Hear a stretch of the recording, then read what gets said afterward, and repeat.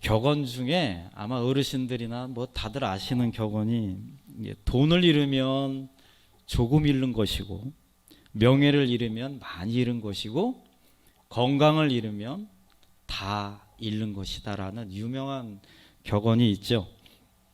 역시 모든 사람들의 공통점인 관심은 건강입니다. 아무리 100세 시대라고 하지만 건강하지 못해서 오래 사는 건 참 고통스럽죠. 오래 사는 것도 좋지만 건강하게 오래 사는 것 참 중요합니다. 제가 지금부터 15가지를 말씀드리겠습니다. 어르신들이나 우리 젊은 분들이나 나는 여기에 해당이 된다 속으로 한번 숫자를 세워보세요. 여러분들 건강한가 건강하지 않은가 한번 보도록 하겠습니다. 첫 번째가 내가 아침에 일어나면 상쾌하고 명랑하다. 두 번째, 몸이 가볍고 걸음걸이가 빠르다. 세 번째, 호흡곤란 증상은 잘 일어나지 않는다. 네 번째, 머리가 맑고 일에 집중이 잘 된다. 다섯 번째, 몸이 이곳저곳이 쑤시고 아프지 않다. 여섯 번째, 식욕이 좋고 체중도 늘 일정하다. 일곱 번째, 계단을 급히 올라가도 별로 숨이 가쁘지 않다. 여덟 번째, 평소에 어지럼증을 느끼는 경우가 없다. 아홉 번째, 열심히 일할 때는 주위의 소음이 별 문제가 안 된다. 열 번째, 여러 가지 문제점을 쉽게 해결하는 편이다. 11번째, 불쾌한 일을 잘 참는 편이다. 12번째, 잠을 쉽게 드는 편이다. 13번째, 몸을 움직이는 일도 잘한다. 14번째, 손끝이나 발끝이 마비되는 일이 없다. 15번째, 하루 종일 일을 해도 심하게 피로를 느끼지 않는다. 자, 이상 15가지입니다. 이 중에서 내가 12개 이상이다 라고 하는 분은 굉장히 건강하신 분입니다. 100세까지 사실 분들입니다. 자, 그런데 8개에서 11개 정도면 건강하다. 한 4개에서 7개도 나쁘지 않습니다. 보통. 자, 그런데 만약에 내가 목사님이 쭉 읽어준 것 중에서 한 3개밖에 안 된다 그러면은 병원에 빨리 가보셔야 됩니다. 안 좋은 상태입니다. 굉장히. 자, 이렇게 이 건강은 굉장히 중요하죠. 자, 그런데 우리 몸에는 내가 눈에 보이는 이 육신이 있고요. 내 몸에 존재하지만 내 눈에 보이지 않는 영혼들이 있습니다. 영혼이 있습니다. 여러분의 영혼은 건강합니까? 병들어 있습니까? 제가 3가지를 말씀드리겠습니다. 이 3가지를 그렇다 그러면 영혼이 무척 건강한 거고요. 고개를 갸우뚱하면 여러분의 영혼은 치료받아야 합니다. 3가지는 어렵지 않습니다. 기쁨, 겸손, 감사입니다. 오늘 본문에 나와 있는 말씀들입니다. 내가 살아가면서 기쁨이 있는가? 내가 살아가면서 겸손한가? 내가 살아가면서 크든 작든 늘 감사하며 살아가고 있는가? 영혼이 병들어 있으면 절대 기쁨이 없습니다. 영혼이 병들어 있으면 겸손하지 못합니다. 영혼이 병들어 있으면 감사할 줄을 모릅니다. 제가 몇 년 전에 온라인에서 어떤 긴 글을 우연히 봤습니다. 깜짝 놀랐습니다. 그 글에 대해서 사연을 알고는 너무나 마음이 아팠고 당시에 굉장히 충격으로 다가왔습니다. 20대 후반의 젊은 연예인이 유서 한 장을 남기고 죽게 됩니다. 근데 그 유서를 공개를 했습니다. 유서의 내용이 이렇습니다.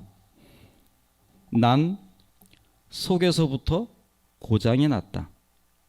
천천히 날 갉아먹던 우울은 결국 날 집어삼켰고 난 그걸 이길 수 없었다. 나는 날 미워했다. 끊기는 기억을 붙들고 아무리 정신 차리라고 소리쳐봐도 답은 없었다. 막히는 숨을 띄워줄 수 없다면 차라리 멈추는 게 좋겠다. 왜 죽느냐고 물으면 나는 지쳤다라고 말하겠다. 시달리고 고민했다. 지겨운 통증을 환희로 바꾸는 법을 나는 살면서 배운 적이 없다. 통증은 통증일 뿐이라고, 그러지 말라고 나를 계속해서 다그쳤다. 왜냐하면 난 내 마음을 내 스스로 끝내고 싶었기 때문이다. 왜 내가 아픈지를 찾으려고 애를 썼다. 그래서 나는 잘 알고 있다. 나는 나 때문에 아프다. 전부 다 내 탓이고 내가 못나서 이렇게 되었다. 일부의 유서입니다. 그 새파랗게 젊은 앞길이 창창한 20대 후반의 그 잘생기고 멋진 연예인이 이런 유서를 남겼습니다. 보는 내내 굉장히 답답했는데요.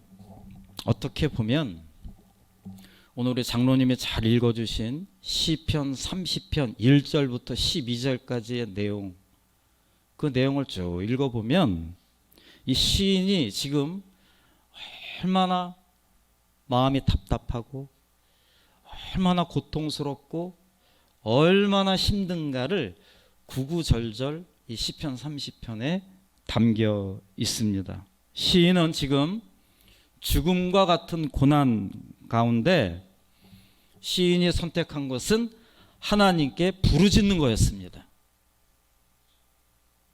하나님, 저를 좀 도와주세요. 하나님, 제 영혼을 도와주세요. 시인이 할 수 있었던 것은 딱 한 가지, 부르짖는 거였습니다. 그 부르짖음의 핵심은 바로 영혼이 회복되게 해달라고 기도하고 있습니다. 내 영혼을 좀 회복시켜 주시옵소서. 낙담해져 있는 내 영혼, 점점 메말라 가져가고 있는 내 영혼, 점점 하나님과 멀어져 가고 있는 내 영혼을 제발 좀 도와주세요. 겉은 멀쩡하게 멋있는 자동차인데 엔진이 완전히 망가져서 도저히 움직일 수 없는, 그래서 그저 박물관에 서 있는 자동차처럼 정말 기술 좋은 사람이 고쳐야지만이 그 차가 움직이는 것처럼 제발 좀 내 영혼을 고쳐주시옵소서. 제발 좀 회복시켜 주시옵소서. 지금 시인은 외치고 있습니다. 2절 말씀을 보면 여호와 내 하나님이여, 내가 주께 부르짖음에 나를 고쳐 주시옵소서. 부르짖었다. 도와달라는 것입니다. 정말 여러분들 너무 힘들고 어려운 일이 생기면요, 찬송도 잘 안 됩니다. 기도도 잘 안 나옵니다. 말씀을 들어도 말씀을 보아도 집중이 안 됩니다. 그 정도로 힘이 들면요, 아무것도 할 수 없습니다. 이 절망적인 상황에서 시인이 선택한 건 하나님께 제발 좀 나 좀 살려달라고 지금 기도하고 있습니다. 홍수가 나서 그 물줄기에, 그 힘센 물줄기에 빠져서 떠내려갔을 때 나는 도저히 내 스스로 그 물줄기에서 나오지 못할 때 누군가가 내 머리채를 잡고 끌어올리면 살아날 수 있는 것처럼 제발 좀 나 좀 끌어달라고 지금 시인은 애절하게 외쳐 나아가고 있습니다. 이렇게 외쳤을 때 하나님이 이렇게 반응해 주십니다. 3절부터 5절 말씀, 여호와께서 외침을 들으셨어요. 주께서 나의 영혼을 수올해서, 음부, 지옥입니다. 수올에 끌어내어 나를 살리사 무덤으로 내려가지 아니하게 하셨나이다. 주의 성도들아, 여호와를 찬송하며 그의 거룩함을 기억하며 감사하라. 그의 노여움은 잠깐이요 그의 은총은 평생이로다. 저녁에는 울음이 깃들지라도 아침에는 기쁨이 오리로다. 가장 애절하게 시인이 외쳤을 때 하나님이 이 시인에게 응답해 주십니다. 여러분, 하나님께 부르짖으시기 바랍니다. 하나님 반드시 여러분들의 부르짖음을 외면하지 않으세요. 사람은 한 귀로 듣고 한 귀로 흘립니다.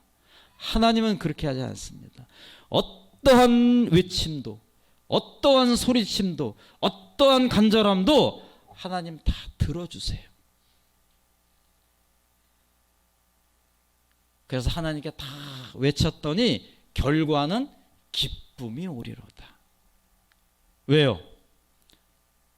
살다 보면 하나님께도 죄송하고 누군가에도 미안하고, 근데 이런 것들 때문에 나는 이제 내가 죽으면 잘못될 것 같아, 이렇게 정말 괴로움과 고통 속에 살아가고 있을 때 내가 너를 수월에서 건져낼 주시다. 그 무덤에서 내가 꺼내줄 것이다. 감사하죠. 너무 좋죠. 그러니까 어떡합니까? 시인이 내가 너무 감사해서 하나님께 찬송할 것이다. 찬송할 것이다. 여러분, 설거지하면서, 운전하면서, 뭘 하면서 나도 모르게 이렇게 흥얼흥얼할 때가 있습니다. 여러분, 그럴 때 가끔은 그래도 찬송가가 나와야 됩니다. 복음성가가 나와야 돼요. 그냥 노세 젊은 그러지 마시고 찬송가가 나와야 돼요. 찬송가가 감사하니까. 더 기쁨은요 얼마나 은혜가 됩니까? 비록 나의 과거가, 나의 삶이 자주 하나님의 마음을 아프게 해서 하나님 노여워하세요. 그런데 하나님 뭐라 그러세요? 5절 말씀에 그 노여움은 잠깐이다. 제가 어저께 밤에 여기 와서 이렇게 기도를 좀 했습니다. 근데 이상하게 어저께 이렇게 베드로가 생각이 났어요. 베드로가 예수님 십자가 달리실 때 3번이나 부인을 했지. 난 저 사람 모른다고. 나중에 저주까지 합니다. 예수님을 저주해요. 그래, 베드로가 저렇게 했을 때 하나님, 예수님은 얼마나 배신감이 있었을까. 그런데 그래서 베드로가 나중에 후회를 합니다. 그리고 자기가 예수님 돌아가시고 나서 자기가 원래 했던 바닷가에 가서 고기를 잡습니다. 얼마나 힘도 없고 자기 자신이 못나 보이겠습니까? 근데 그 바닷가에 예수님 찾아가지 않습니까? 베드로 보고 오라고 일로. 노여움은 잠깐입니다. 그런데요, 평생 가는 것은 하나님의 은총입니다. 여러분, 이게 얼마나 우리에게 위로가 됩니까? 내가 좀 부족해도, 내가 좀 하나님을 섭섭하게 해도, 내가 좀 하나님을 노엽게 해도 우리 하나님 그 째째하게 그거 가지고 오랫동안 있지 않으시고 그거는 금방 잊어버리고 어때요? 은총을 평생 주신다. 그렇기 때문에 내가 기뻐할 수 있다. 사랑하는 성도 여러분, 여러분의 영혼이 건강한가 건강하지 않은가의 기준의 첫 번째는 나의 삶에 기쁨이 있는가 기쁨이 없는가입니다. 바랍기는 오늘 말씀을 토대로 해서 여러분들의 삶에 크고 작은 것에 늘 하나님이 주시는 기쁨을 경험하는 모두가 되시기를 간절히 축원합니다. 자, 두 번째는 겸손입니다. 내 지금의 영혼이 건강한가 건강하지 않은가 겸손에 달려 있습니다. 여러분, 오늘 본문 1절부터 12절까지의 말씀 중에 내가 한 게 아니라 하나님이 나에게 하신 것, 우리에게 하신 것들이 계속 나옵니다. 1절에서 주께서 나를 끌어내사, 2절에서 나를 고치시고, 3절에서 주께서 내 영혼을 수월에서 끌어내어 나를 살리사 무덤에서 내려가지 않게 하셨다. 7절에서 나를 굳게 세우셨다. 10절에서 여호와께서 들으시고 돕는 자가 되었다. 11절 말씀, 주께서 나의 슬픔이 변하여 내게 춤이 되게 하시며. 여러분, 슬픈 일 다 겪잖아요, 우리. 근데 그거를요, 우리 하나님이 내가 그걸 다 잊어버리고 춤출 정도로 만들어 주신다라는 거예요. 나의 베옷을 벗기고 기쁨으로 띠를 띠우셨느니라. 모든 것을 하나님이 다 나에게 해 주신다라고 하는 것입니다. 이런 것을 고백하는 게 겸손한 자가 할 수 있는 겁니다. 여러분, 영혼이 병들면, 영혼이 망가져 있으면 반드시 나타나는 증상이 교만입니다. 교만은 모든 것을 내가 했다라고 이야기하는 것입니다. 모든 주인이 내 것이다라고 이야기하는 거죠. 교만함. 사실 처음부터 교만한 사람은 없습니다. 다 누구나 시작은 겸손하고 아름답게 시작을 하죠. 그런데 뭐 하나 이렇게 좀 하나님의 은혜로 됐다 싶으면 내가 한 줄 알고 교만해지죠. 성경에도요, 처음에는 정말 겸손하게 아름답게 시작했던 왕들이 왕의 위치에 올라가게 하나님의 은혜로 됐으니 이 사람들 변합니다. 이스라엘의 초대 사울 왕이 변하죠. 교만해지죠. 그래서 하나님이 끌어내리십니다. 지혜의 왕 솔로몬이 교만해졌죠. 그래서 그의 말년은 아름답지 못했습니다. 우리의 조상이 누구죠? 아담과 하와잖아요. 여러분 잘 들으세요. 아담과 하와는 최초로 사탄의 유혹을 받은 자들입니다.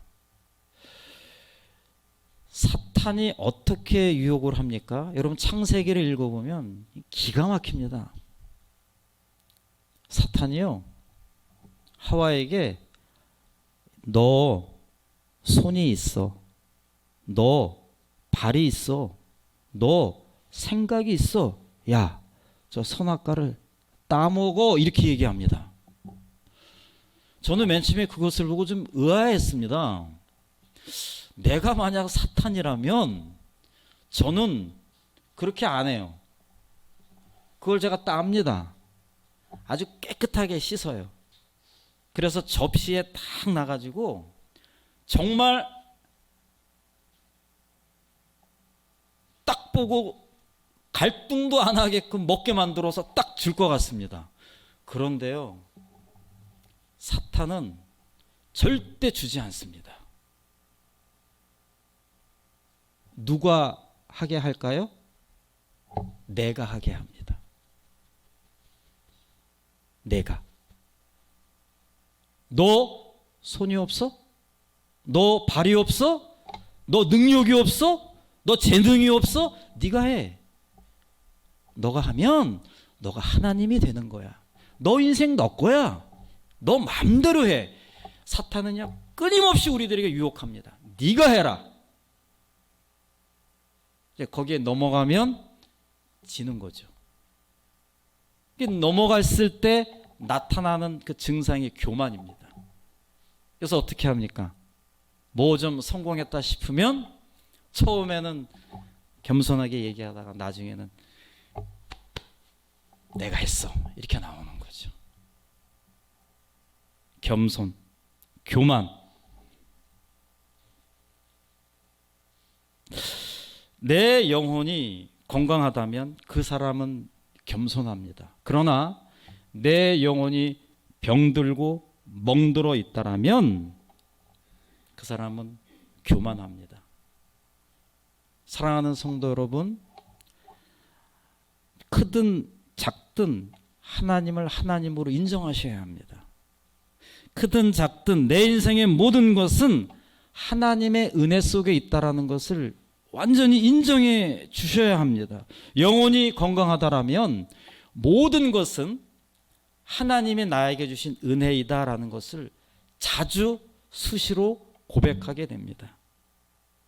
하나님은요, 겸손한 자를 사랑하십니다. 하나님은 겸손한 자를 더 높게 사용하십니다. 겸손한 자를 아끼십니다. 성경에 삭개오란 자가 있어요. 이 삭개오는 돈이면 뭐든지 다 할 수 있다라고 생각했던 사람이에요. 교만했습니다. 그런데 그가 어느 날 겸손해집니다. 그가 겸손해졌을 때 예수님이 그의 집에 찾아가서 식사를 하시고 구원이 이 집에 이르렀다라고 큰 축복을 내려주십니다. 삭개오는 그 놀라운 축복을 받은 자인데 삭개오가 겸손해졌을 때 예수님이 그렇게 축복을, 은총을 내려주셨다라고 하는 것입니다. 여러분, 여러분의 영혼이 건강하길 원합니다. 자, 건강하기 위해서는 어떻다? 내 영혼이 겸손해야 한다. 건강한 영혼은 겸손이 있다. 자, 세 번째, 건강한 영혼에서 나타나는 것은 감사입니다. 12절 말씀을 보면 이는 잠잠하지 아니하고 내 영혼으로 주를 찬송하게 하심이니 여호와 내 하나님이요 내가 주께 영원히 감사하리로다. 여러분들의 영혼이 건강하다면 크든 작든 감사의 고백을 자주 하시게 됩니다.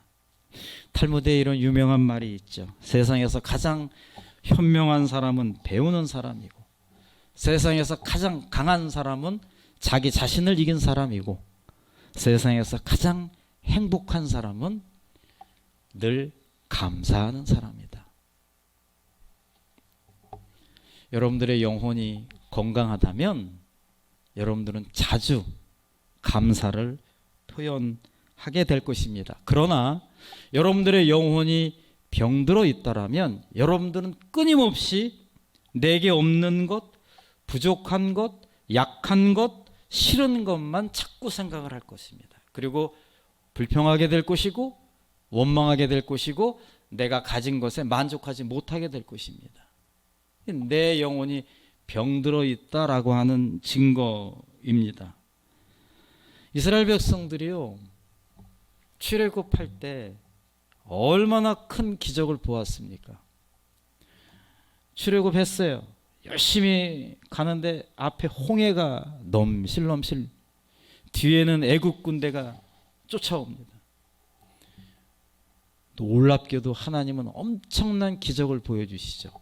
홍해가 갈라지면서 이스라엘 백성들은 통과를 하고 그에 쫓아오던 애국 백성들이 들어갔을 때 다시 홍해가 합쳐져서 그들은 다 홍해 바다에서 죽게 되죠. 아니, 그 이적을 직접 이스라엘 백성들은 봤습니다. 그리고 이적 때문에 내가 살아났습니다. 여러분, 그 다음에 출애굽기를 읽어보면 기가 찹니다. 우리가 만약에 그 일을 겪었다면 상식적으로 어떨까요? 아마 평생 그 이적을 생각하면서 하나님만을 쳐다보고 하나님만을 바라보며 감사하며 살아가야 그게 정상인데, 사람이 그렇지 않습니다. 딱 성경에 나와요. 딱 4일 만에 그 하나님의 은혜로 홍해를 통과했던 이스라엘 백성들이 하나같이 하나님 앞에 불평불만을 합니다. 지도자 모세에게 불평불만을 합니다. 왜 이렇게 추우냐? 왜 이렇게 더우냐? 왜 이렇게 먹는 게 없냐?